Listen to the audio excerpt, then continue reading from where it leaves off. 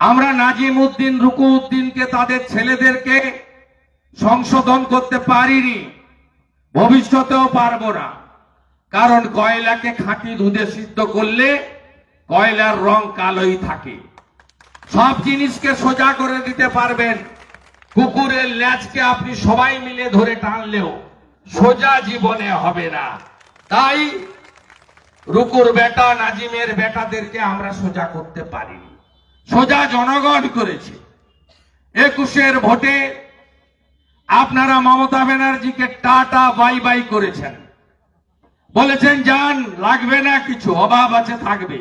এরা নাকি বাবা সাহেব আম্বেদকরের জন্য মিছিল করছে।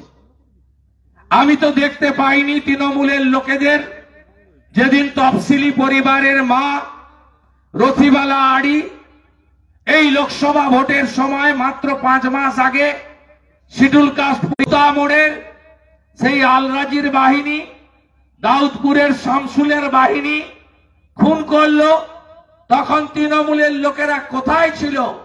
দলিত মা হত্যা করার পরে তারা ছিল না। রথিবালা আড়ি বিজেপির নেত্রী ছিলেন না। আপনারা সবাই সনাতনীরা যদি ঐক্যবদ্ধ না হন, আগামী দিনে আপনার পরিবারেও একই ঘটনা ঘটবে।